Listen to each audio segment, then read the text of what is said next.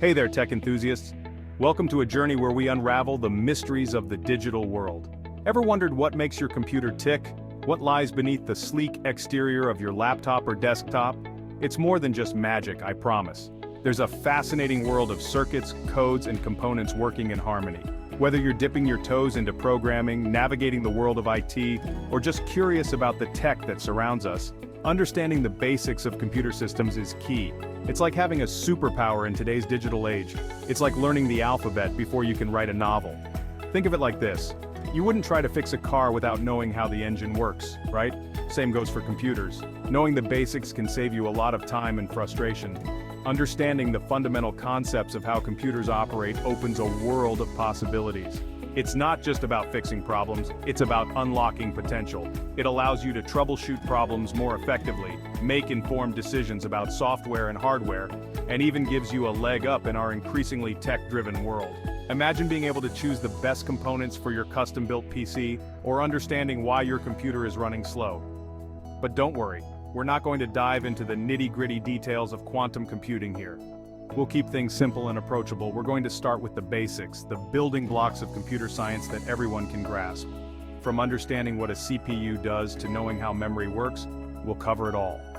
From number systems to computer architecture, we'll break down complex concepts into bite-sized pieces, making it easy to understand and even easier to remember. You'll learn about binary code, the language of computers, and how it translates into the actions we see on our screens. So, buckle up, grab your favorite beverage, and get ready to demystify the world of computers. This journey will be both enlightening and empowering. Trust me, once you understand the fundamentals, you'll see the digital world in a whole new light. You'll appreciate the technology that powers our daily lives and maybe even inspire you to delve deeper into the field. Let's get started.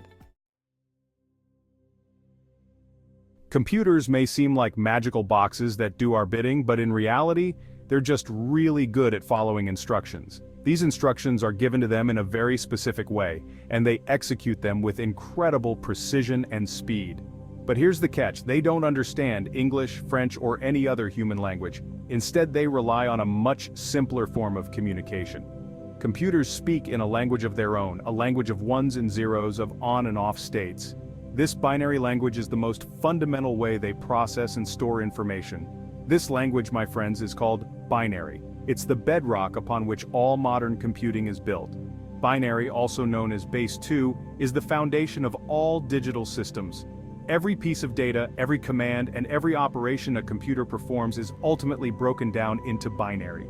It's a system where only two digits exist, 0 and 1. These two digits are used to create complex instructions and data representations. Think of it like a light switch. It's either on, 1, or off, 0. This simple concept is the key to understanding how computers operate at their most basic level.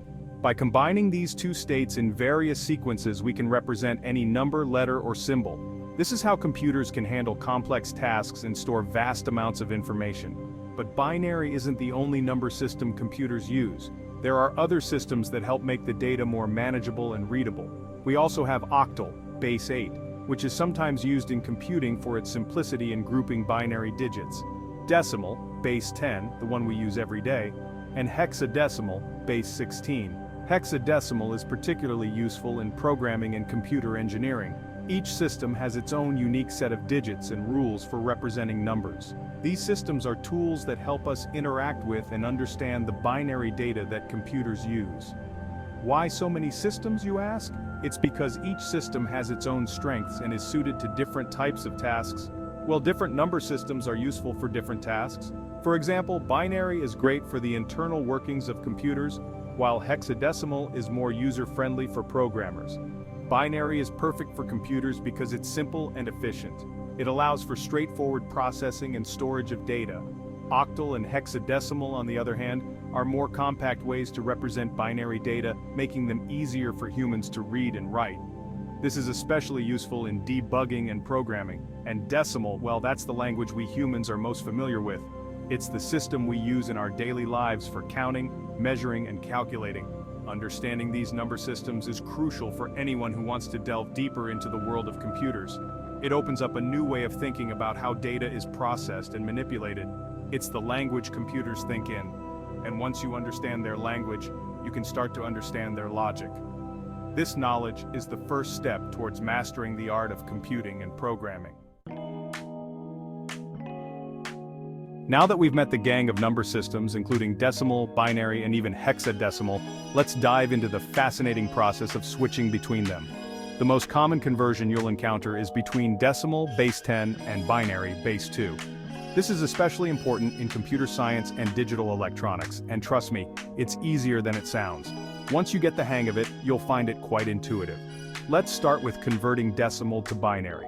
This is a fundamental skill that will help you understand how computers process data. The trick is to repeatedly divide the decimal number by 2, noting down the remainder each time. This method is known as successive division. Keep dividing the quotient until you reach 0. Each step brings you closer to the binary equivalent. Then write down the remainders in reverse order, and voila! You have your binary number, you have your binary equivalent. This method ensures accuracy and is easy to follow. For example, let's convert the decimal number 13 to binary. This will help solidify the concept. 13 divided by 2 equals 6, remainder 1. This is our first step. 6 divided by 2 equals 3, remainder 0. We continue the process. 3 divided by 2 equals 1, remainder 1. Almost there. 1 divided by 2 equals 0, remainder 1. We've reached the end of our division steps. Writing the remainders in reverse order gives us 1101. This step is crucial for accuracy, which is the binary representation of 13. Simple, right? Converting binary back to decimal is even simpler.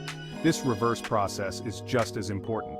Just multiply each digit of the binary number by 2 raised to the power of its position, starting from the rightmost digit with a position of 0. This method leverages the positional value of each binary digit. Then add up all the results. This summation gives you the original decimal number. For our example, 1101 would be converted as follows. 1 times 2 to the power of 3, plus 1 times 2 to the power of 2, plus 0 times 2 to the power of 1, plus 1 times 2 to the power of 0 equals 8 plus 4 plus 0 plus 1, which equals 13. This breakdown shows the power of binary representation. See, number conversion is a piece of cake. With practice, it becomes second nature. With a little practice, you'll be switching between decimal and binary like a pro in no time. This skill is invaluable in many tech fields, and who knows, you might even impress your friends at your next tech gathering. Understanding these conversions can be a fun and impressive skill to showcase. Now let's talk about how computers store data. It's like packing a suitcase. You can arrange your clothes in different ways. In computers, we have 2 main ways to store bytes, groups of 8 bits, little endian and big endian. Imagine you have a multi-digit number like 1, 2, 3, 4. In big endian, the most significant digit, 1 in this case, goes first, like you'd write it normally. Little endian, however, is like writing it in reverse order, 4, 3, 2, 1. Why does this matter? Well, different computer architectures use different endianness. When data is transferred between systems with different endianness, it can cause confusion if not handled correctly. Luckily, there are ways to convert between these formats to ensure everyone is speaking the same language.